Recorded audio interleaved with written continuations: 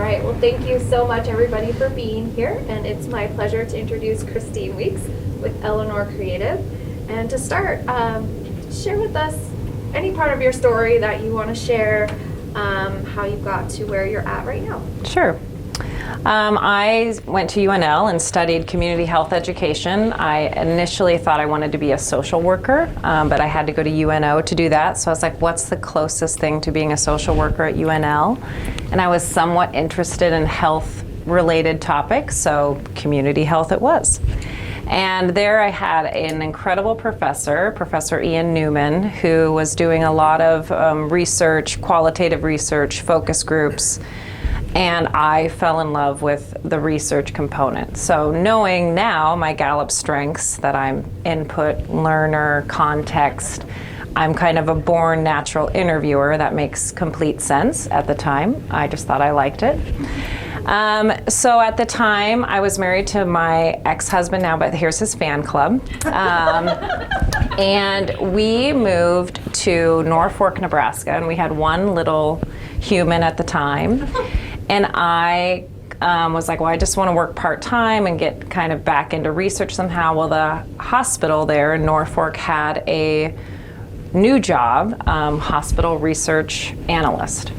So I got to the job, and my boss was incredibly intimidating. And she's like, well, you get to figure this out. We need to know where people are going in our 7-county service area for their surgeries and procedures, and why they're leaving us and not staying here.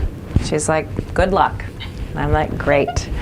So if you know anything about healthcare, there's DRGs, ICD-9 codes.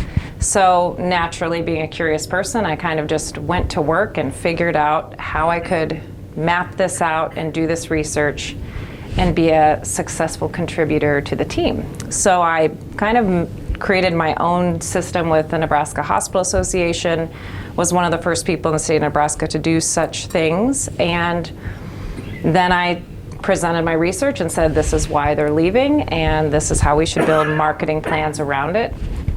I probably didn't use such words at the time because I wasn't as sophisticated in my career, but I was in a marketing department, and what I loved was that I was able to be strategic and use my analytical side and also be creative. And it was a team of about 6 people, and it was like working at an agency, but it was just our in-house own marketing department for the regional referral center. So that's how I got into it. And then I had 4 kids in 4 years. Oh, and my husband, at the time, Andrew, we decided to move back to Lincoln. And I was still going to work at the hospital. And then people just started asking me, hey, could you look at my marketing plans? Companies, I know you're doing physician marketing. Can you take a look? And I took a look, and I said this was crap. And I decided I could do it better. So I was very fortunate that I had a large client come to me at the time. And so that really, without planning to start an agency, and really what I do now, is different than kind of what I was doing. This was 13 years ago. Is very different. I didn't really understand branding, which is a big part of my job now. So anyway, I started how most people start their businesses, in my basement. I had an intern, Dylan, and then over the years, things grew. People always ask me, how big do you want to be? How many employees do you want to have? And that's of zero interest to me. My focus is on the work and the team that I have and the clients that I have, and we'll grow as we feel we can successfully care for and manage all of these things. So that was my introduction. Well, this was not one of the questions that I sent you, but I'm curious, can you tell us more about that leap from, you have 4 young children, mm-hmm. and you decide that you're going to do. Can you just talk a Sure. little bit more about that? So any child in kindergarten that is labeled can't keep hands to themselves, can't stop touching their neighbors, is really busy, probably has ADHD, is going to be a fabulous worker when they're older.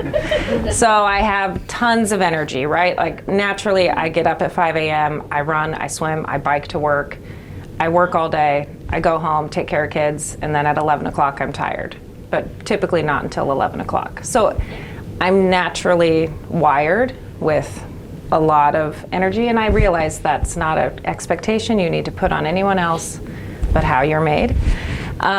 So when I had 4 young kids, I was working part-time-ish, and I mean, it's easier to hire somebody to come in your home when you have 4 young kids than to take them all to daycare. So right away I had somebody helping me, and I had a few different people, but then I landed with Mackenzie.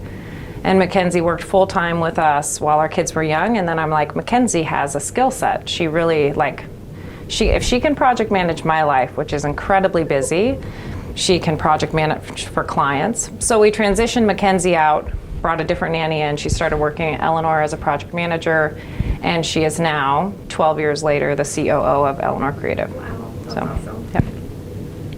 How did you come up with the name Eleanor Creative? Eleanor is my grandmother's name, so she's incredibly stable, consistent, kind. She's passed on now, but she was like my role model 100%.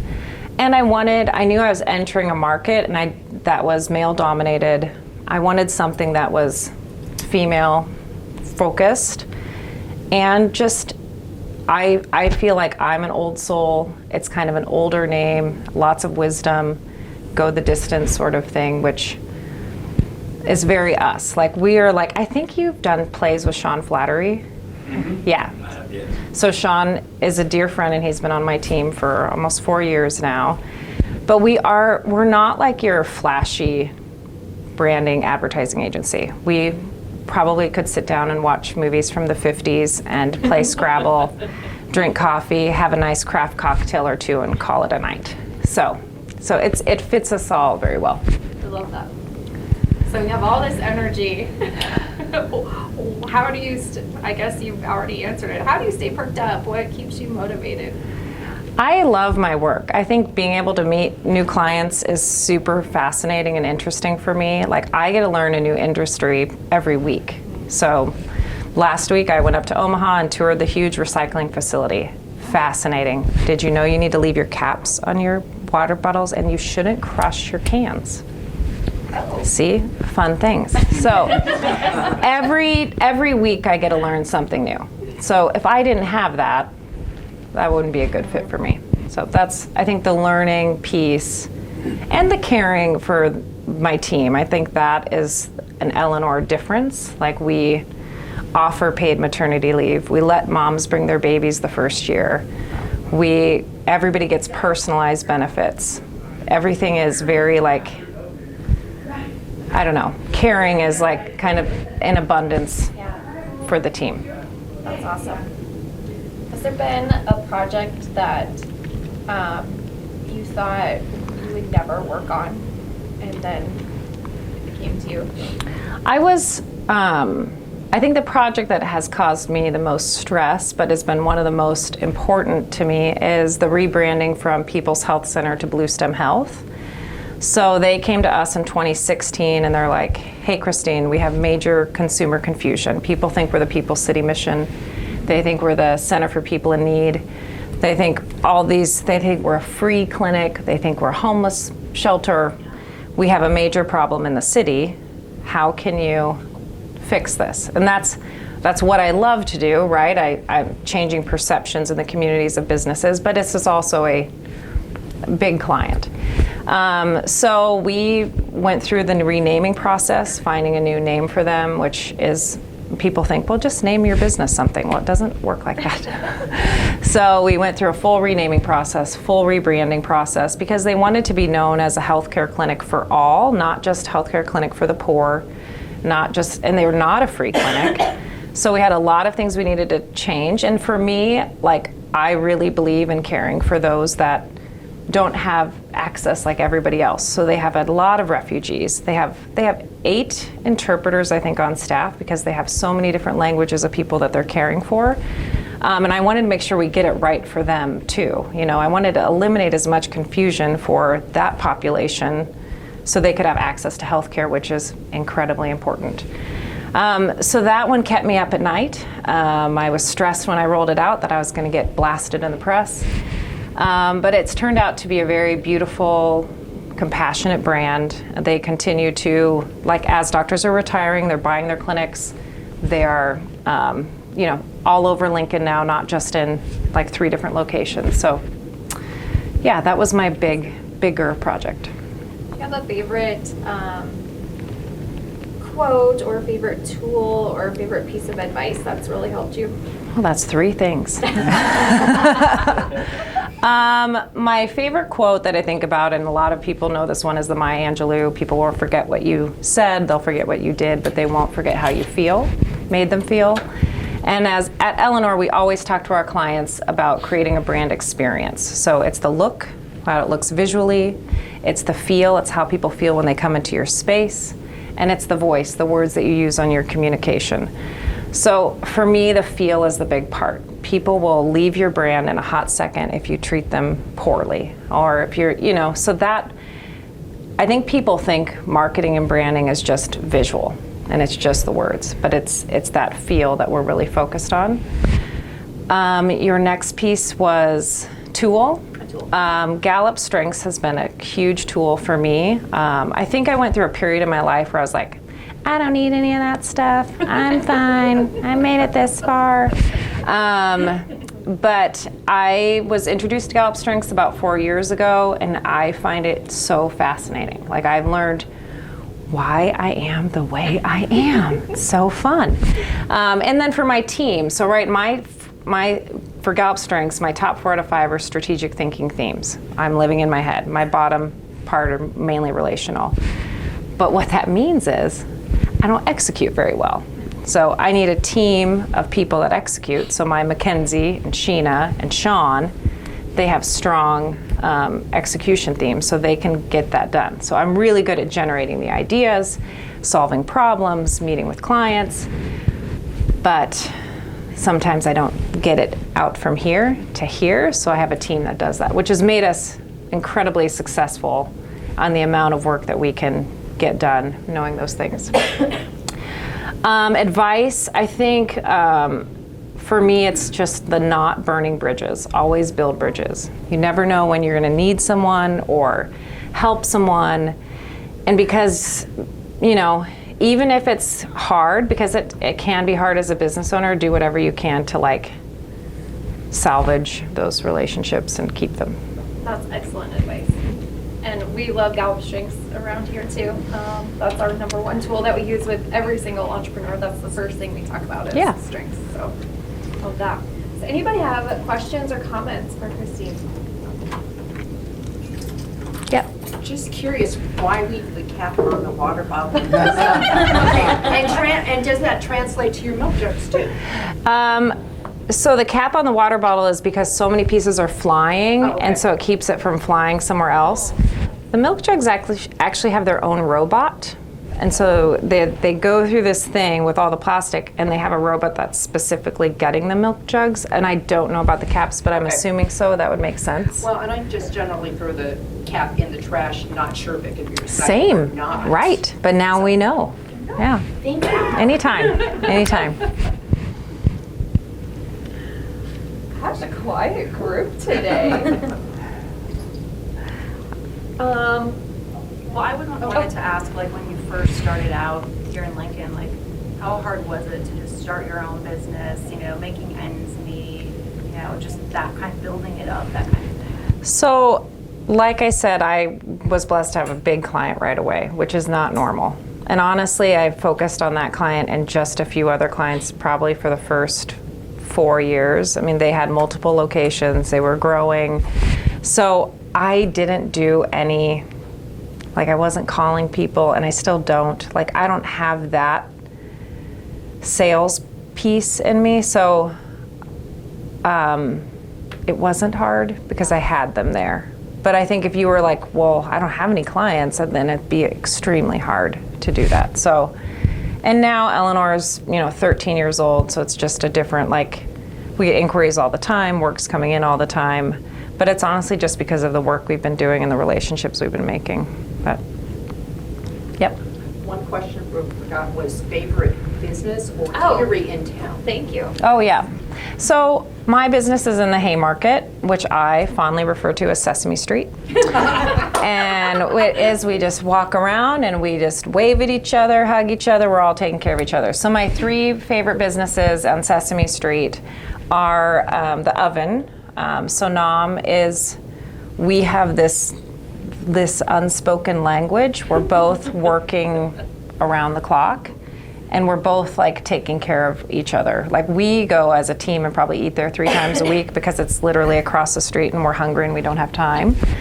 And so it's just in the mornings when you're walking to work, Sonam's putting out the furniture and I'm waving, then I'll see her at lunch, and then I might see her at the end of the day too. But she if I'm not there for a week or something, she's like, are you okay? Where have you been? The other one is Dan and Tamara at the mill. I started going to the mill at 17 when I came to college. And so they've seen me grow up and now become an adult and care for the community. And so Dan just offers me advice if I have questions. We partner with them on events. We both care about the Haymarket and what happens to it. So that business is very inspiring for me. And Tamara and Dan have just done incredible things, creating these beautiful places in the community. And then Alicia at Wax Buffalo is my sister mind. I mean, our philosophy on how we care for our employees, how we run our businesses, they're about the same size. She's been doing it not as long as me, but that's somebody I really value because we just value the same things. Yeah. I guess what sort of client makes a good client for you? I mean, are you targeting medical people or things? Or? Yeah, so we do have a lot of healthcare. For me, it's clients that value the same thing, that really want to invest in the brand and see our time and energy as valuable. But then ones that care about their employees, because it's never going to be successful if you're treating your employees like crap. They're not going to advocate for you. They're not going to share your campaigns. They're not going to do the things you actually need them to do. So we have a strict no asshole policy, and we really try to follow that because for my team, to protect them, this is their one life. They give so much time to this. They don't need to be treated like crap. And 2, I just know it's bad for everybody. So, does that help? Somewhat. Okay. But yes, clients, we work with a lot of foundations doing their capital campaigns, so those are good clients for us. Healthcare, always. Typically, I would say mid to larger businesses is a good fit for Eleanor, just for the type of work that we're doing. As the owner of the business, do you still get to do a lot of the research? Yeah, I do a lot of the brand audit interviews, the strategic planning, the writing of the marketing plans. But back in the day, I would design and write social media and do those things, but I don't do that as much. I was just going to say, what if you do have downtime, what do you do in your downtime? Me? Read. It's Downtime. I read a lot. So, and then I just hang out with my kids. They're really great humans. A lot of fun. So, but I'm a big reader. That's my ideal. My end of life goal is to own a bookshop somewhere and just talk to. Historical fiction's one of my favorites. Yeah, but I try to read everything. So, yes. How do you test whether what you've done is any good? Or what you're proposing or what you've rolled out? So people always ask me, what's the return on investment for this? If we invest, X amount of thousands of dollars in a brand, and how am I going to know it's working? And or you were also talking about, you're wanting not to just, that original client, not to just be pulling in this sort of people, but you want to be pulling in these other sort of people too. it isn't always, it's not always money, but. Right, yeah. So I would say there's things that we can measure, right? Obviously, we do a lot of digital ads. We do a lot of digital ad campaigns for clients, and we can measure how successful those are, which is great because people love numbers.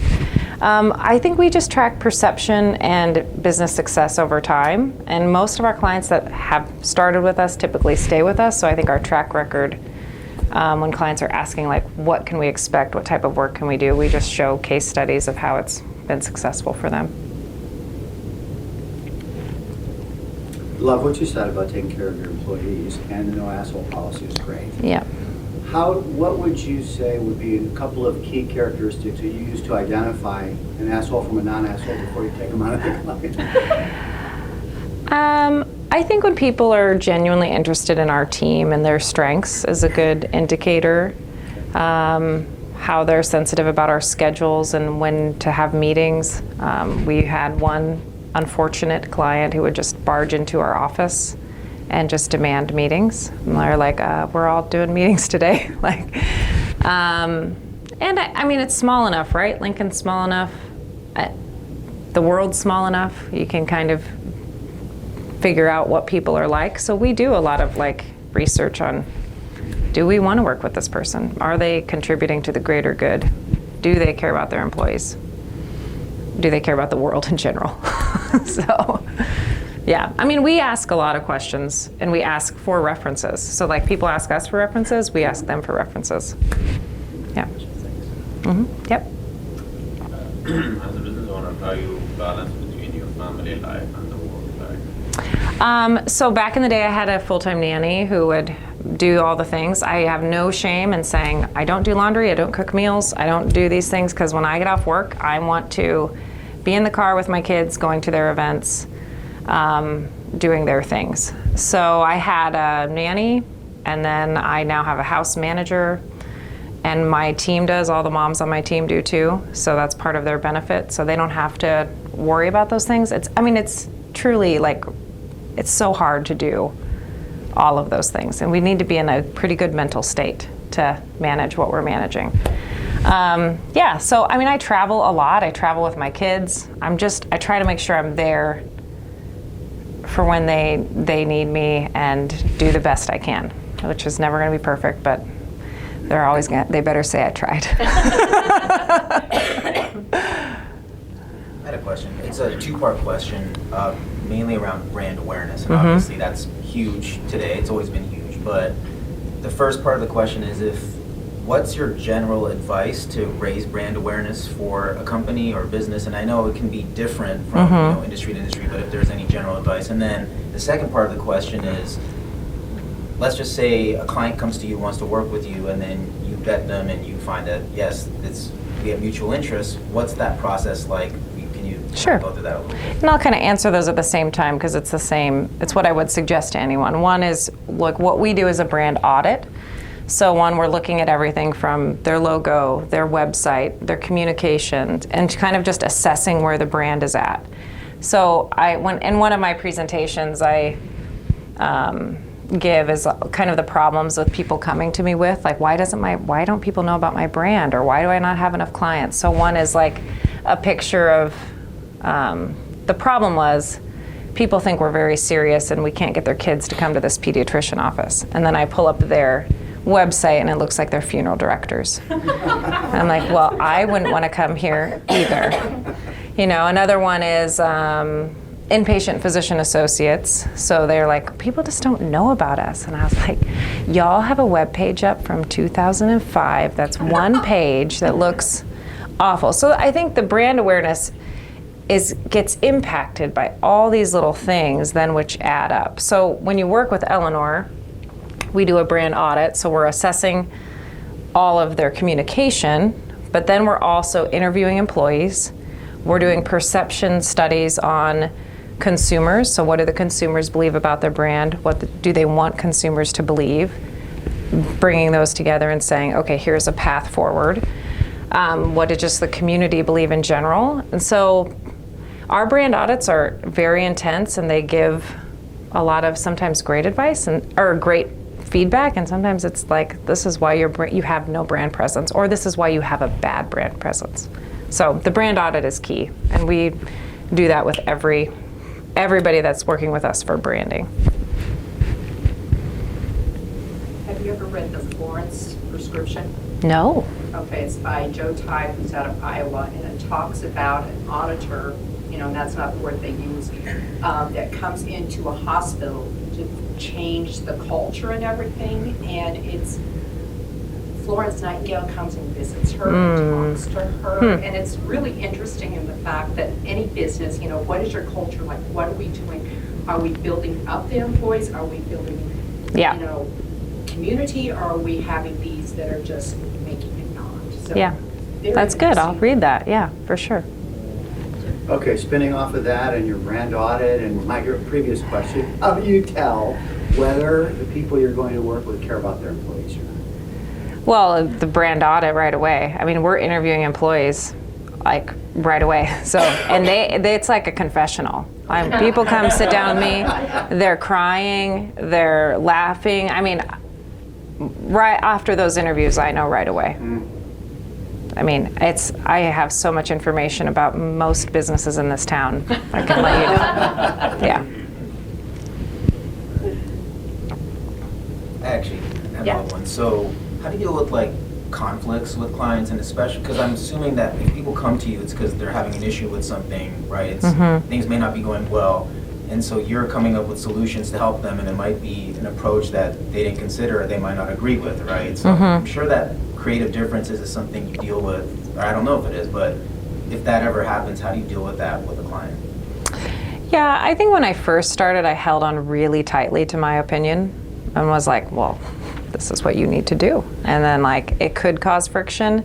Now, as I'm older and more tired, no, just kidding. I'm able to balance that a little bit better. So, and I think I'm pretty gifted at negotiating a middle road. So, I mean, back in the day, I was really strict with clients about what they could put on their walls and what they could say on their social media. And I was had some not nice names attached to me. I'd come into people's offices and they'd be like, she's here.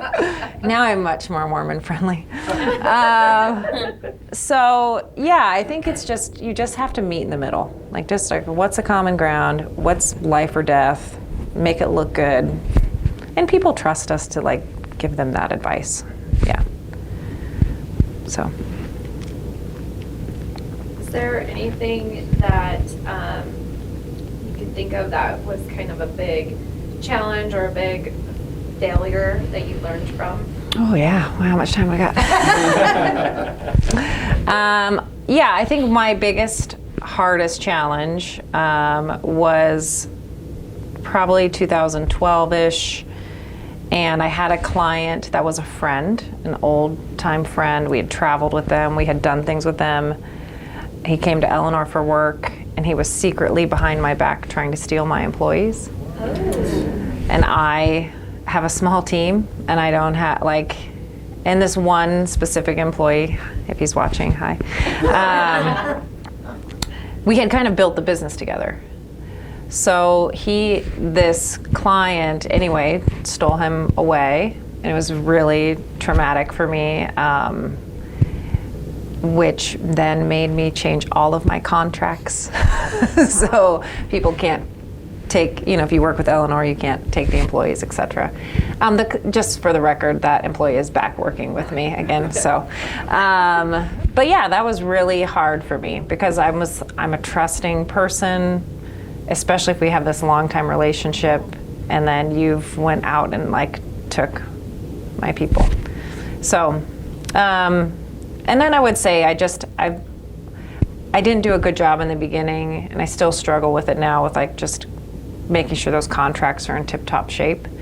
So if we have this relationship and we've been in this working relationship for 7 years, maybe I didn't update the contract, but then somebody else comes in from their team and they want all these extra things, and it's well, that's not how we've done it. We haven't done that like that for 7 years, and that's going to be X amount more dollars. So for me, it's just okay, I got to make sure all those contracts are always yearly updated so I don't have that weirdness. And when they're executed right, it's great, because I'm that's not in the contract. And if they're not, it's like, but we've been doing this, and now we have to do it differently. Can I? Yeah, you I'm should. doing market research too. Great. When you do the employee interviews, what are the two most common themes you hear from the ones who are crying about the work environment, and the two most common things you hear about the ones who are loving it? So the ones that are dissatisfied is usually they don't get it. Yeah.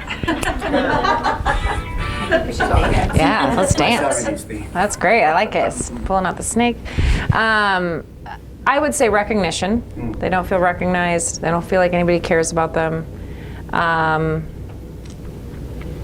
then if that is usually a problem, then pay is usually a problem. But it's really like the hurt feelings are more about not feeling valued in what they do. The ones that love it, they feel like they have their right fit, the right role. People care about them. People are telling them you're doing a great job. They have opportunities for growth. I mean, that's the thing. Like, they have an opportunity to learn new things or move up into a different position. Thank you. Yeah, anytime. Any other final questions? Yeah, I'm sorry again. That's great. Kind of to go off that, I was hoping to get your thoughts on work-life balance for you and your employees in general, because I know for me, like, I have a 13-month-old daughter now, and what's been a challenge is balancing the work and the life. They're both important. I tend to bring work home with me, which I think makes me good at what I do, but there's also a downside to that. And so, I know you work really hard, but you also love your family, right? Yeah. By that time. So what is your kind of philosophy around that, or your thoughts about that, work-life balance? So I don't know if there ever really is a balance when you're owning your own business or you're in a demanding career, but I always call it like second shift. So my focus was I'd work during the day, but then was I was with my kids, I'd try to be as focused as I can, which can be hard. And then when they go to bed, back in the day, I would work 9 to 1 or 9 to 2. Now I don't do that anymore because I need sleep. But I would just work second shift. And then also I take my kids with me to do the things. So if we have an event, they come with me to the event. If I need models on a shoot, they can be models on the shoot. Like, as much as I can bring them in. I mean, my kids can tell you as much about brands, logos, photo shoots, social media, which I love. So I've really just integrated them in. It's not like this is what mom does. It's like, this is what you're going to do and mom's going to retire. Because some of them are obviously right. Some of them are more interested in it than others of my kids, but they're just a part of it. They have been from the get-go. So, yeah. And I think doing things when they're sleeping is key. I work out when they're sleeping, and I work late at night when they're sleeping. But I'm not like I didn't do networking things when I started this. Like, I wasn't going to chamber events. I wasn't doing those extra things. I do them now because they're busier. But back in the day, literally no one knew about Eleanor besides my clients that we had.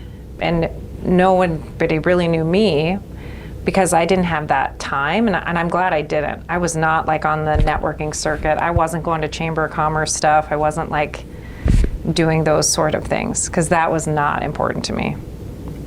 So you just have to say no to those things when your kids are little, I think, so you can be there.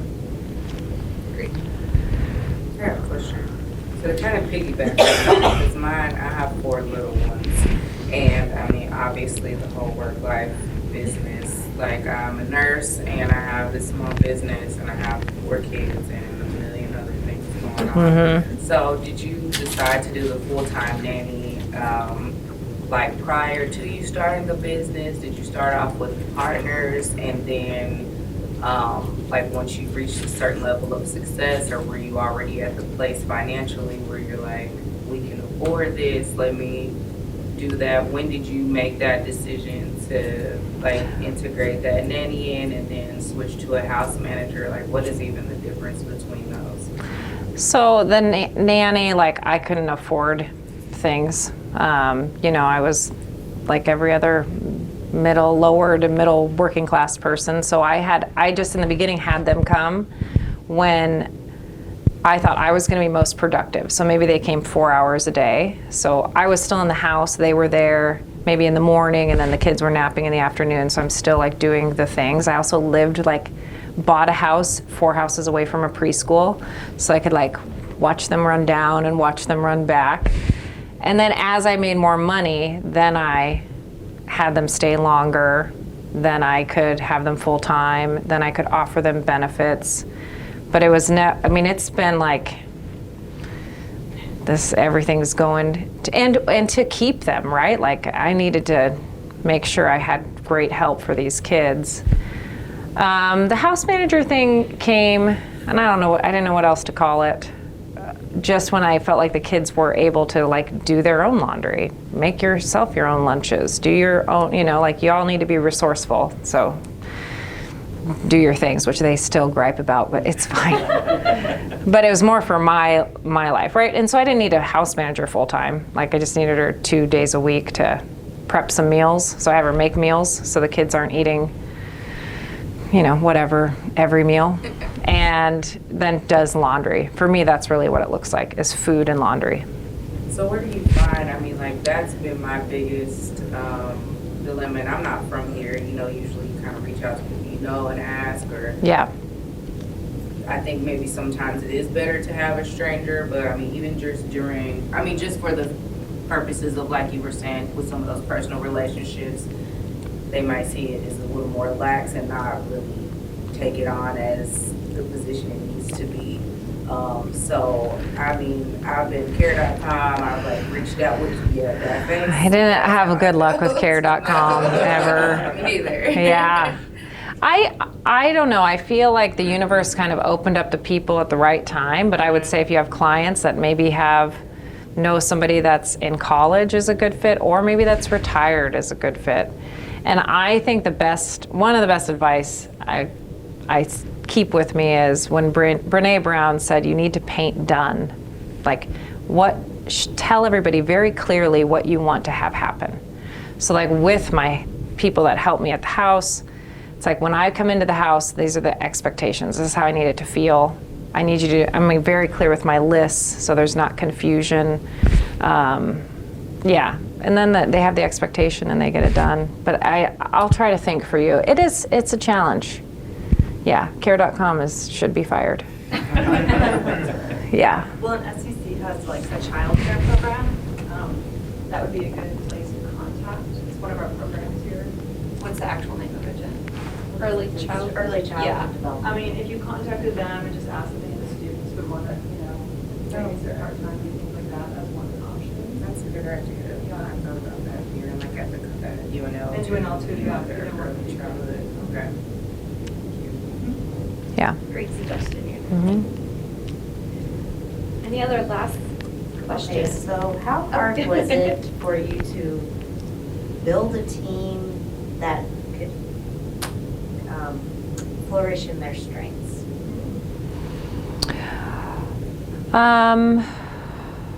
So my team is incredibly selective. So they're mostly people I've known for a long period of time, which helped me, so I knew they were loyal people in general. But then I have a strengths coach come in and who coaches them once a month. And then we talk about openly, kind of like this quadrant of what part of your job is sucking the life out of you, what part is giving you the most joy, hope, and we work through those things. And then we just shift. We have one guy on the team that's if you ask me to make one social media post, I'm gonna be done. It's okay, you never have to make a social media post because I have these designers over here. And knowing we've just been working together so long, I can't have somebody doing strategic planning when they don't have any of that in their makeup, they can be around for it, they can listen to it, but they're not excelling at that. So when people are excelling at something, I just give them more of that. And then when I can tell they're getting burned out, I give them something else.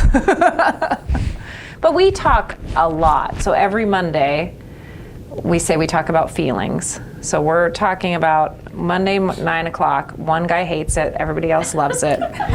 We talk about our feelings, and we talk about like the weekend things that maybe people wouldn't make time for, but it's like you actually have to know how your people are doing.